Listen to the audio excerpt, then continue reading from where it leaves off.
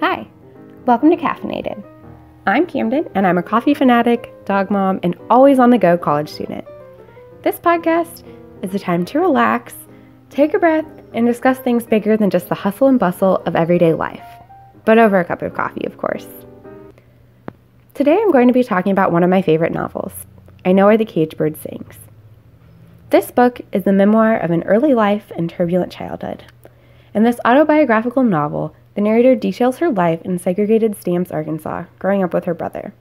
Through this honest and raw retelling of her childhood, we as readers experience struggles like racism, abuse, oppression, through the unfiltered thoughts of an adolescent girl just trying to make sense of the world and her place in it.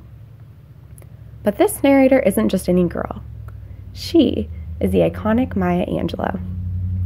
However, surprisingly enough, a novel written by the great Maya Angelou, and a memoir at that, has been widely challenged across the country since its release in 1969. Numerous parents, school boards, and even superintendents have challenged this novel or fought to ban the book from schools.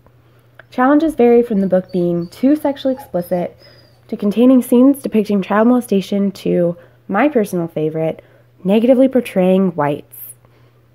Despite these challenges, or perhaps in part thanks to them, this novel continues to be relevant and loved by many. So, to gain another perspective, I sat down with a fellow college student at a local coffee shop to discuss her views on I Know Why the Caged Bird Sings.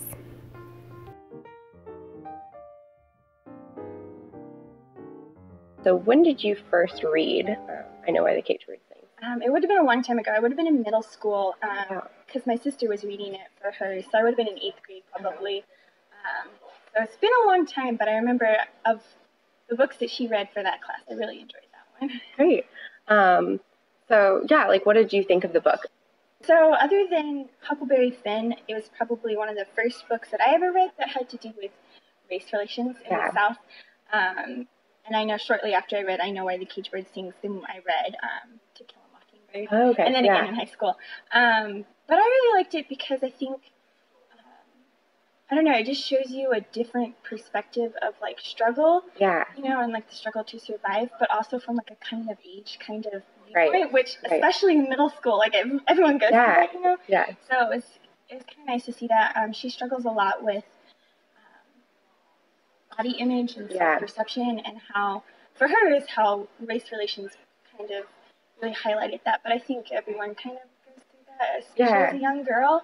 So I kind of was able to identify with that, and because there was some of that identification, I don't know, that was just like a special story. So you read the book in middle school. What do you think about high school students? Do you think that this should be like a required reading, or just recommended, or like maybe an AP level, or what do you think, like age-wise, that this book would fit, or if it should be taught? Yeah, I definitely think it should be taught, and probably high school is the best age for it, I would think.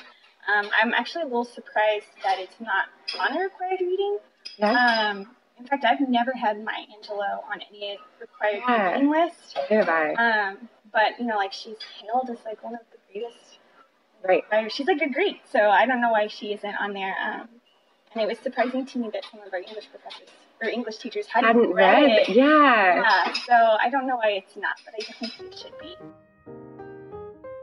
Speaking of which, as she mentioned at the end of that segment, another thing that really surprised me is I found that there were English teachers from my high school who had not read I Know Why the Caged Bird Sings.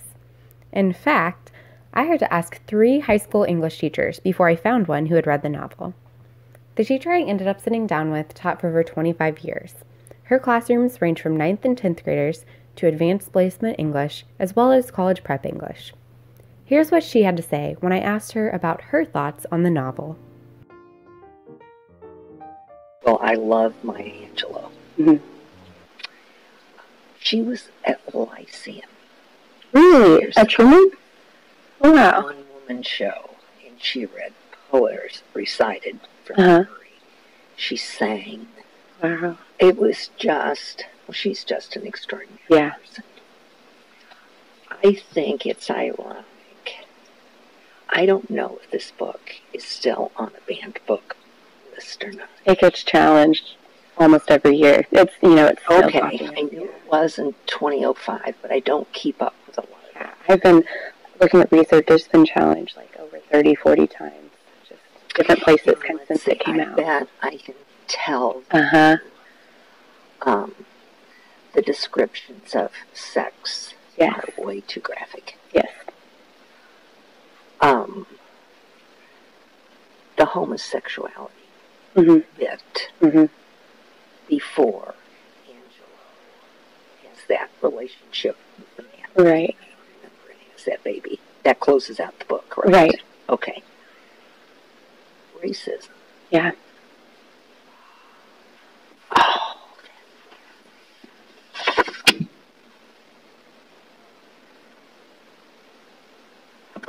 It was another lynching. One more woman ambushed and raped, a black boy whipped and maimed. It was hounds on the trail of a man running through slimy swamps. It was a white woman slapping her maid for being forgetful. She just,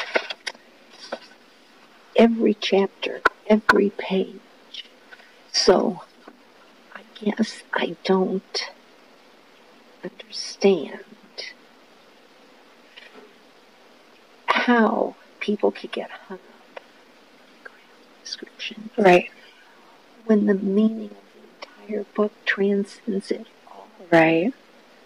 Yeah. So I want to go back to this. Why is this thing banned? Why is it challenged? The anti-white business, I kind of remember that. The homosexuality, and I kind of remember that. Certainly the racism tying into anti-white.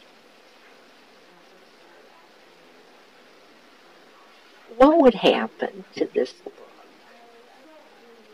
if all those things that people object to were removed?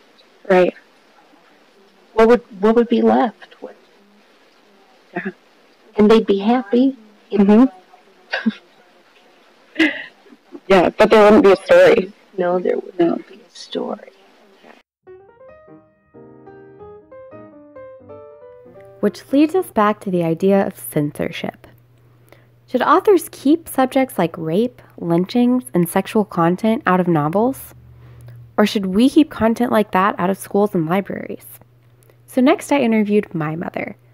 In addition to having 3 daughters greatly spaced out in age, my mom received her bachelor's degree in home economics with a concentration in childhood development. She spent over 16 years working in the library here at Truman. I wanted to know her thoughts on censorship in schools, libraries, and limiting public access to literature.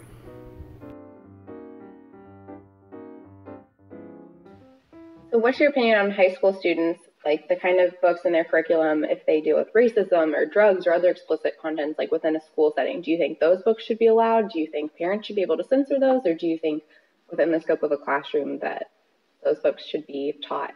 I don't think they should be censored at all. I think at times there might be communication between educators and parents about what is going to be talked about in class and discussed and what's available.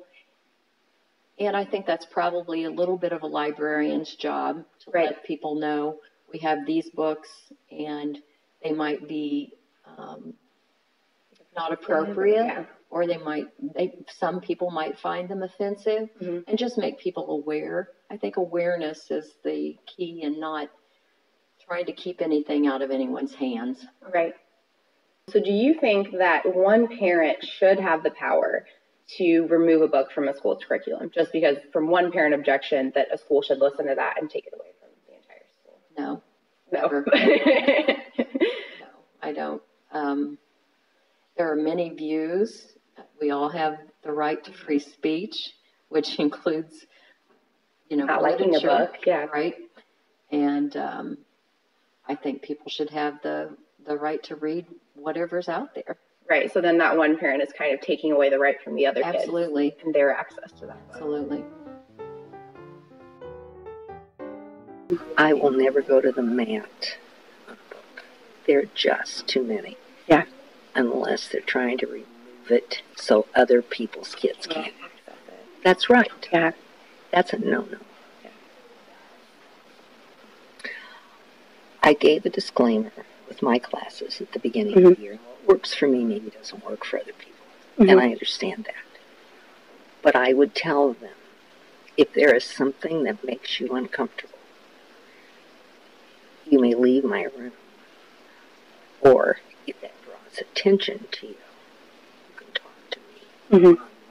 We will work through this. Yeah. I thought these were both great mindsets that parents and teachers should adopt.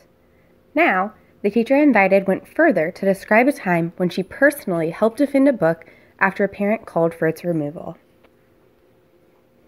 I mean, people could come in and strip a library. Really? If we allowed them to do it. Really? Oh, yeah. So what's the school's kind of stance on that? In the past, now I haven't been teaching for 5 years now. Things do change. Right. I was on one censorship committee. I take a dim view of censoring anything, which I think a lot of people do. Yeah. Not that some books are more relevant to other people and younger grades and so forth. Right. But I have never known any teacher who was unwilling to allow a student to opt out of reading a particular book. There's usually an alternate. There are lots of books in the world. But this one instance I'm thinking about was of Mice and Men. Okay. It was not a case of the parent not wanting their child to read the book. They wanted the book removed from the English department reading list and removed from the library. Here at Kirksville High School. Yes. And so what happened with that, we had a committee composed of science, history, somebody else, me, 2 English teachers, and we gave out copies of the book, had them read the book, and then we had several meetings. Now, this is something that I have found to be true throughout, and as a matter of fact, the book was not removed from the English department. This I have found to be true. Most people who want parents, let's talk about parents, who want to save their children, and that's their prerogative. I kind of understand that. Yeah. But here's the thing. Most of them haven't read the book. So the bottom line is censorship is not the answer. Parent-teacher communication can make content clear, eliminating potential outrage from parents. Most teachers are willing, or at least should be willing, to offer students alternate reading assignments. And while classrooms are designed to challenge students and widen their thinking, the ultimate goal is not to make students feel unnecessarily uncomfortable. In the case of books being challenged, and especially in the case of the call for their removal, it is the job of the school to stand up for every child's right to access the material. And it was really neat for me to learn that my high school and my own family feels passionately about fighting for students' right to access literature.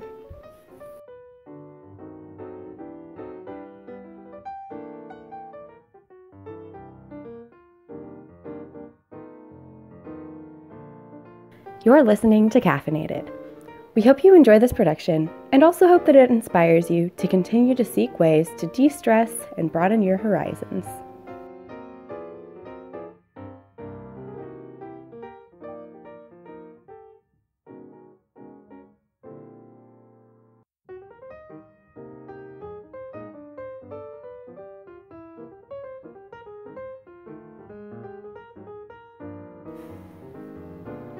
So, I Know Why the Caged Bird Sings has been challenged for numerous reasons. As previously mentioned, sexual content, rape, homosexuality, and racism have all been cited in challenges made across the nation. But what if we look at this from a different perspective? What do those elements add to the story? So one of the biggest reasons this novel has been challenged is because of the scene where she is raped. Do you think that scene is necessary in the novel? Because I know that's one thing that a lot of parents have really pointed to, that this is the reason I want this book gone. But what do you feel that its weight is within the book? From a writing perspective, like as a writer, that's a really crucial part of the story. It's like a turning point kind of thing in her identification as a woman. kind of messed up a lot of that progress and that evolution as a person that she had.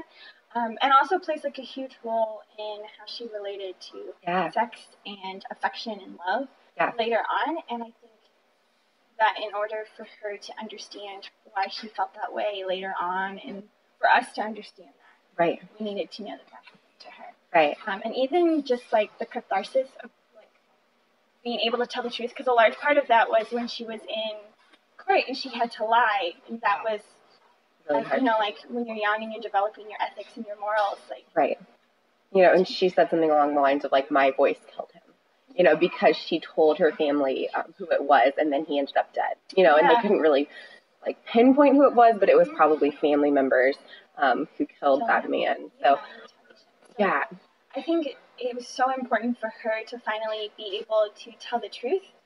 And to like tell what happened and know that like people are going to hear it, and she did that catharsis is really important. I think it's just as important that Maya Angelou be able to tell her story as it is that someone hears it.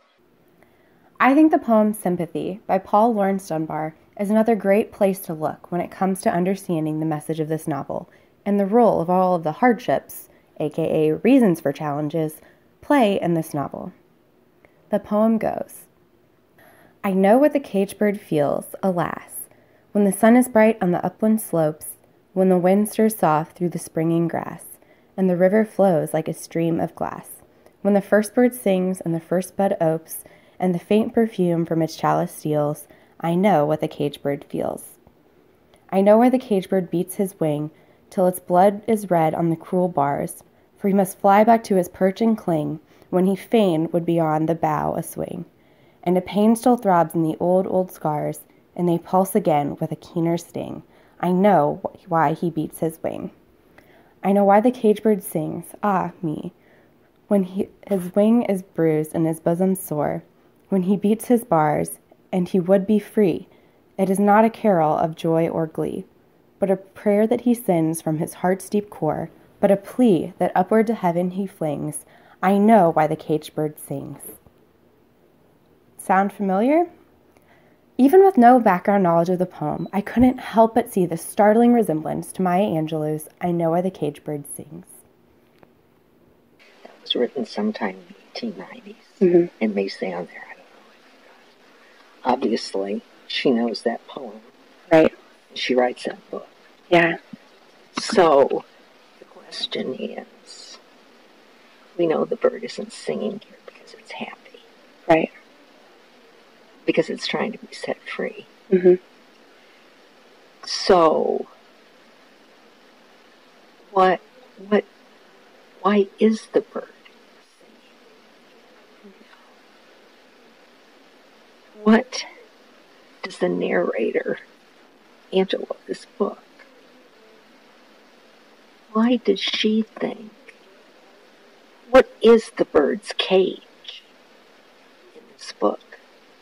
Well, it's obviously racism and oppression and all those things that she writes about. Yeah. But why is it singing? To somehow keep itself alive, to be kept hopeful, to have this spiritual kind of effervescence. Oh, I just love that book. Yeah.